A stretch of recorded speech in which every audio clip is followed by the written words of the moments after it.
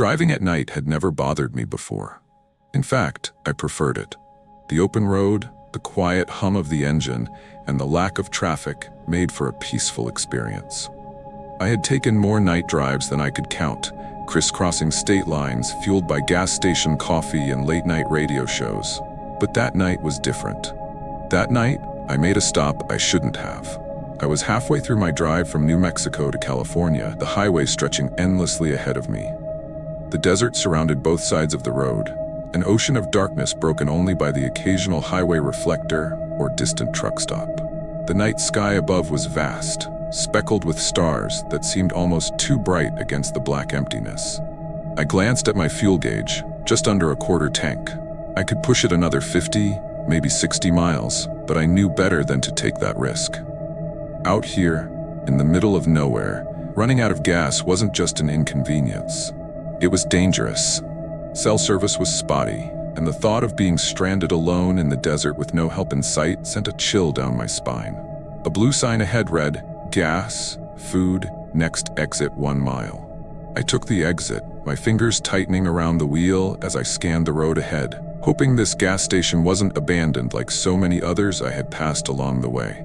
The gas station sat just off the highway, the kind of place that had probably been built decades ago and never updated. The neon sign buzzed weakly, only half lit, displaying 24HR gas. There were only 2 pumps, both old, the kind that didn't even have digital screens. A single convenience store stood next to them, the inside dimly lit with shelves that looked mostly empty. A flickering "open" sign hung in the window. There were no other cars. I pulled up to the pump, my tires crunching against loose gravel. The place was eerily silent, save for the faint whistling of the wind. I stepped out, swiping my card at the pump. It didn't work. I swiped again. Declined. Sighing, I glanced toward the store. I'd have to pay inside. That's when I noticed him. A man stood near the entrance, just outside the glow of the dim overhead lights. Tall, thin, wearing a jacket that seemed too heavy for the warm desert air. His hands were in his pockets, his head tilted slightly downward as if he were watching something, or someone, me. I walked inside, the old bell above the door jingling as I stepped in. The place smelled like stale coffee and dust. The shelves were mostly bare, some old candy bars, faded bags of chips, a rotating rack of cheap sunglasses. Behind the counter sat an older man, probably in his 60s, wearing a wrinkled flannel shirt. He barely looked up from his magazine as I approached. "Pump 2, I said, placing a 20 on the counter. The man took the bill and punched a few buttons on the ancient register. "Pump's good now." I hesitated, glancing toward the window. The man outside hadn't moved. He was still standing near the entrance, just beyond the reach of the lights. "Who's that?" I asked, nodding toward the door. The cashier looked up, following my gaze. He frowned slightly, then shrugged. "Dunno, he ain't been inside. Just showed up a little while ago." Something about his tone made me uneasy. If he worked here, why didn't he ask the guy to leave? I nodded, grabbed my receipt, and stepped back outside. The man was gone. The air felt different, heavier. I scanned the area. The parking lot was empty. The desert stretched into the distance, lifeless and quiet, but something felt off, like the air was too still. I turned back to my car, inserting the nozzle into the tank. The old pump clunked to life, the numbers on the meter rolling slowly. Then I heard it, footsteps, soft, deliberate, coming from behind my car. I didn't turn around immediately.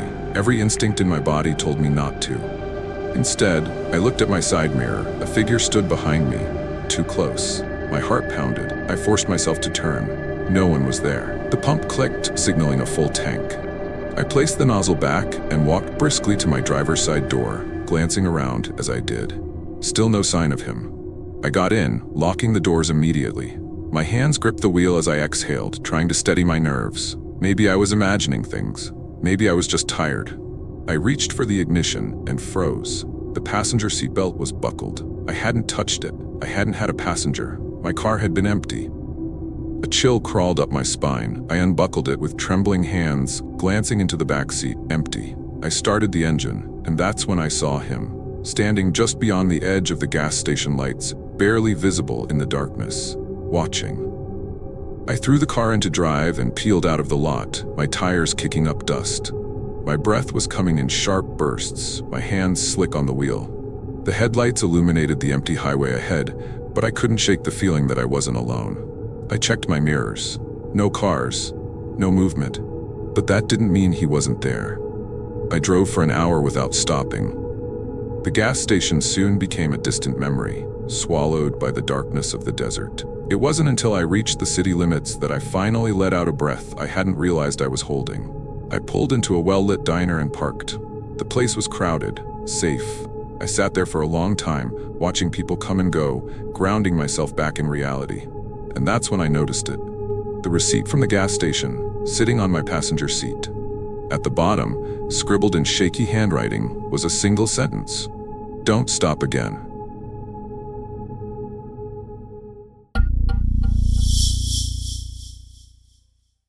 I've always been fine with driving long distances alone. In fact, I preferred it. The solitude, the open road, and the quiet hum of the engine, it was my kind of peace.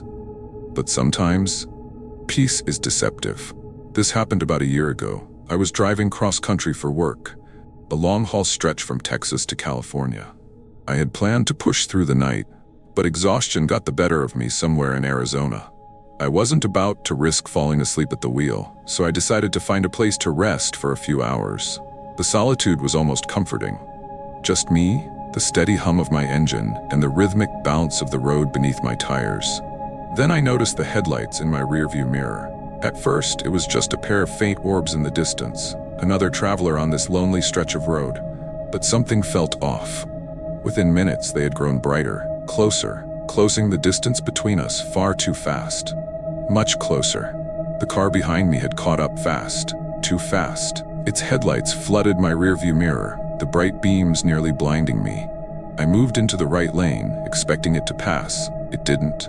Instead, it stayed right on my bumper. I tapped my brakes lightly, a signal for them to back off. They didn't. I was going just above the speed limit, but as I sped up slightly, so did they. A deep, uneasy feeling settled in my gut. This wasn't normal. Without warning, the car swerved into the left lane, speeding up as if to pass me. I let out a breath of relief. Finally, they were going around. But then they didn't. Instead, they slowed down, driving parallel to me. For the first time, I got a look at the vehicle. A dark sedan, windows tinted so heavily that I couldn't see inside. Whoever was driving wasn't just passing me, they were watching me. My hands tightened on the wheel. I resisted the urge to look over, keeping my focus straight ahead. Something about this felt wrong. Then, as suddenly as they had sped up, the car veered back behind me. Still too close. I tried to shake them. I changed speeds, speeding up and slowing down at random. I switched lanes. Nothing worked. Every time I tried to put distance between us, they stayed right there, glued to my bumper. I considered pulling over, letting them pass, but something told me that was the worst thing I could do. If they wanted to pass, they could have. They didn't want to pass. They wanted to toy with me. Up ahead, I saw an exit. No gas stations, no lights, just a dirt road leading off into the desert. It wasn't ideal, but I had to make a decision. At the last second, I veered onto the exit. The rough road rattled my car as I sped down it, heart pounding. For a moment, I thought I had lost them. Then the headlights followed. I was on a deserted road, nothing but empty land stretching for miles. The car followed, their headlights bouncing over the uneven terrain. I scanned ahead, no houses, no other roads, just desert. I had trapped myself. Then the other car's headlights suddenly turned off. Total darkness. I slammed on the brakes. No way was I going further into nowhere. If I had to turn back and speed past them, I would. I gripped the wheel, staring at my mirrors, trying to see where they had gone. Then, movement. A dark figure, barely visible in the moonlight, stepped out of the car. I didn't wait. I threw my car into reverse and floored it. I didn't care if I wrecked my suspension on that dirt road. I just needed to get back to the highway. As I reached the main road, I glanced back one last time. The sedan sat there, motionless, its driver standing outside, watching me. Then, as if satisfied, they turned back toward their car and turned their headlights back on. I didn't wait to see if they followed. I drove until I reached a well-lit truck stop, pulling into the parking lot next to a group of semis. My hands were still shaking as I killed the engine. I sat there for a long time, just breathing, watching the road. They never came. But I knew they were out there. and I knew they had been playing with me. That was the last time I ever took a back road at night.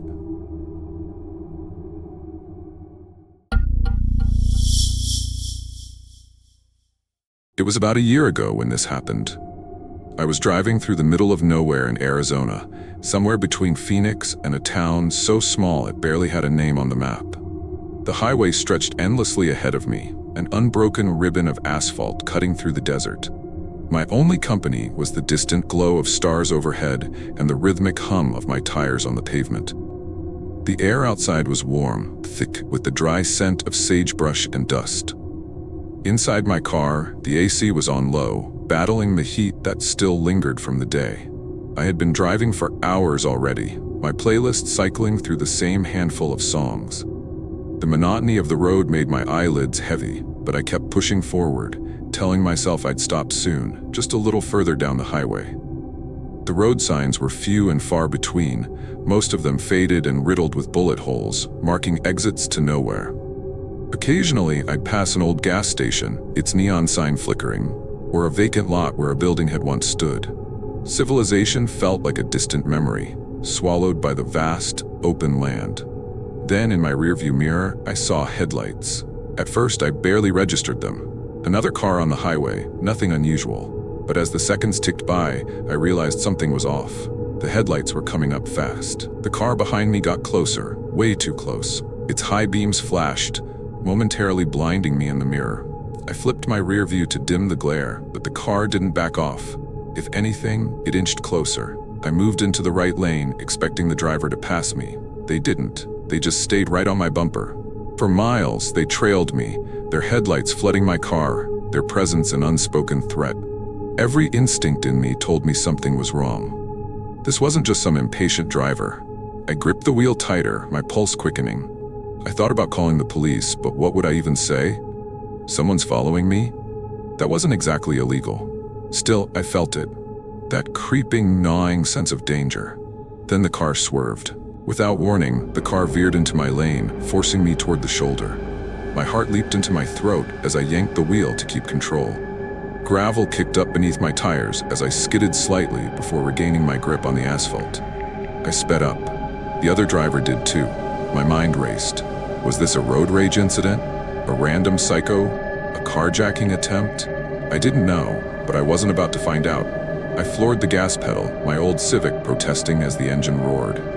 The speedometer climbed 70, 80, 85 miles per hour. Still, the car stayed behind me, refusing to let up. Up ahead, I spotted an exit. No signs, no gas stations, just a dark, winding off-ramp disappearing into the desert. It was risky, but I had no choice. I yanked the wheel and took the exit at the last second. For a moment, I thought I had lost them. The road was completely dark, no headlights behind me. I took a deep breath, my hands still trembling. Then in the distance, I saw something that made my blood run cold. Headlights, waiting.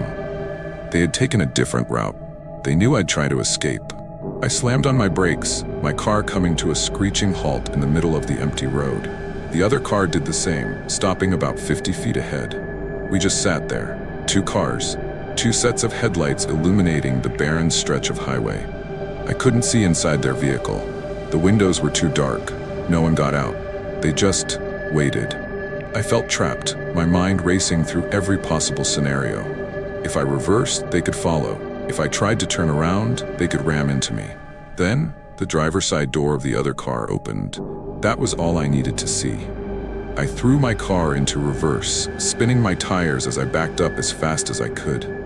Then, without hesitation, I whipped the wheel and gunned it back onto the highway, my heart hammering against my ribs. For a few agonizing moments, I waited to see if they would follow. They didn't. I didn't slow down. I drove until I reached a well-lit truck stop an hour later, pulling in next to a row of semis where I finally let myself breathe. I sat in the driver's seat, hands gripping the wheel, staring at my reflection in the windshield. My pulse still thundered in my ears. And that's when I noticed something on the back of my car. A handprint. Faint, smeared, like someone had tried to grab the trunk before I sped off. I never saw the car again. I never found out who they were or what they wanted.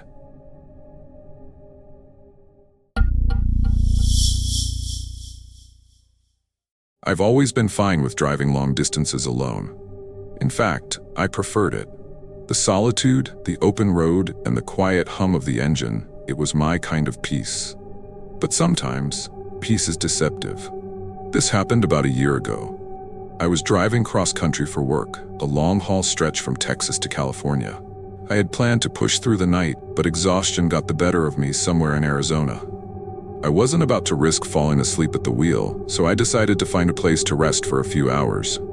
I pulled off Route 17 when I saw a faded sign, Desert Vista Motel, vacancy. The place looked like it had been built in the 70s and never renovated. A row of rooms, all with identical brown doors, lined a cracked parking lot.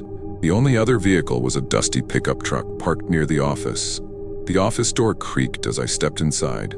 A small desk fan buzzed on the counter, pushing around warm air. Behind the desk sat a middle-aged man in a wrinkled button-down shirt. His name tag read Glenn, and he barely looked up from his newspaper when I walked in. "Need a room?" he asked, voice dry as the desert outside. "Yeah, just for the night." He glanced at the parking lot through a grimy window. "You alone?" I hesitated. Something about the way he asked made me uncomfortable. "Just passing through," I answered vaguely. He slid a clipboard toward me with a sign-in sheet. No digital check-in, no credit card swipe, just old-fashioned pen and paper. "Cash only," he added. I paid, got the key to room 12, and stepped back out into the night. The air was still, the only sound the distant hum of the highway. My car was the only one in front of the row of rooms. I had a bad feeling. The room was exactly what I expected. Dingy carpet, outdated floral bedspread, a faint smell of mildew. I locked the door behind me, double-checking the deadbolt. Then, just as I was about to collapse onto the bed, I noticed something odd. The closet door was slightly open. I frowned. I hadn't touched it. My exhaustion warred with my growing unease. I walked over, hesitated for a second, then yanked it open. Empty. I let out a breath, feeling ridiculous. My nerves were getting to me. It was just an old room with a creaky door. Nothing more. But then, as I turned back toward the bed, I noticed something else. The bathroom door was open now, and I was sure I had left it shut. I didn't stay in the room. I grabbed my bag and stepped outside, locking the door behind me. I needed air, needed to shake the creeping paranoia. That's when I saw him. A man stood near the edge of the parking lot, barely visible under the dim glow of a flickering streetlight. Tall, thin, wearing a jacket that seemed too heavy for the warm night air. He wasn't moving, just standing there, facing my room. I swallowed hard, debating whether to go back inside.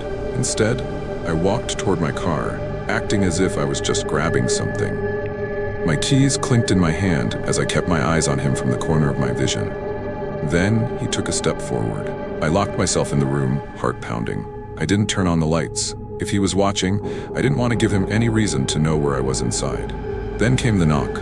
Soft, deliberate. I froze. Another knock. Closer to the handle this time. I backed away from the door, grabbing my phone. My fingers hovered over the dial pad, ready to call 911. But then, silence. I held my breath, listening. No footsteps, no retreating sounds, just nothing. I waited 10 minutes before peeking through the window. The man was gone. I didn't sleep. I sat on the edge of the bed, my bag packed, my keys clutched tightly in my hand.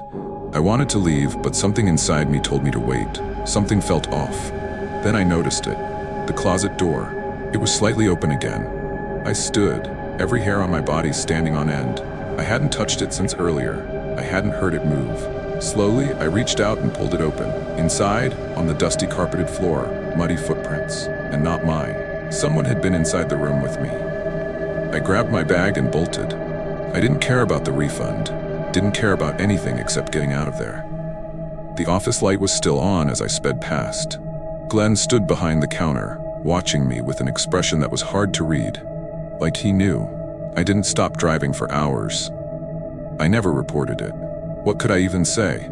That a man stood outside my room? That I had a bad feeling? That a closet door moved? But I know what I felt, and I know that if I had stayed the night, I might not have made it out at all. I haven't stopped at a roadside motel since,